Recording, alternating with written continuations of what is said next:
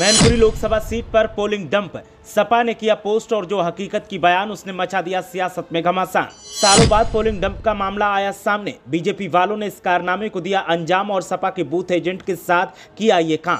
क्यों मैनपुरी में बौखला रही है बीजेपी? आखिर किस तरह का है ये चुनाव और कौन है इसका सूत्रधार? मनमानी का आलम तो तीसरे चरण में भी जारी था, लेकिन जो पहले 2 चरणों में नहीं हुआ वो अब हो गया।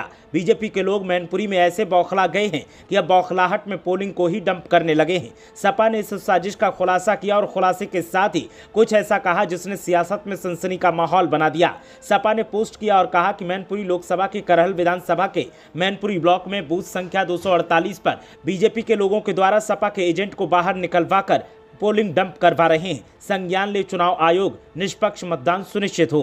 सपा की तरफ से जैसे ही कहा गया कि पोलिंग डंप है, उसके बाद तो सपाई भी भड़बड़ा गए और ऐसे बौखलाए कि बीजेपी वालों की जमकर खिंचाई कर दी और तोहमतों की बरसात कर दी। सपा की तरफ से दावा किया गया कि बीजेपी के इशारे पर उनके कार्यकर्ता ऐसा कर रहे हैं, हालांकि हालात कुछ और इशारा कर रहे हैं। कुछ देर के बाद सपा ने फिर से पोस्ट किया और कहा कि संभल लोकसभा के असमोली में बूथ संख्या 386 पर मुस्लिम मतदाताओं को पुलिस वाले वोट डालने नहीं दे रहे। संज्ञान ले चुनाव आयोग, निष्पक्ष मतदान सुनिश्चित हो। चाहे वो मैनपुरी लोकसभा सीट हो या फिर संभल की, और भी तमाम इस लिस्ट में शामिल हैं। लेकिन बीजेपी की मनमानी का दौर जारी है और हालात ऐसे हैं कि शिकायतों पर शिकायतें हो रही हैं, लेकिन कोई सुनने वाला नजर नहीं आ रहा है। किसी का दावा है कि सरकार षड्यंत्र कर रही है, तो किसी का कहना है कि तानाशाही की सरकार चल रही है, तो किसी का कहना है कि बीजेपी वालों ने प्रशासन और सरकारी मशीनरी को हैक कर लिया है। ब्यूरो रिपोर्ट, मीडिया हलचल।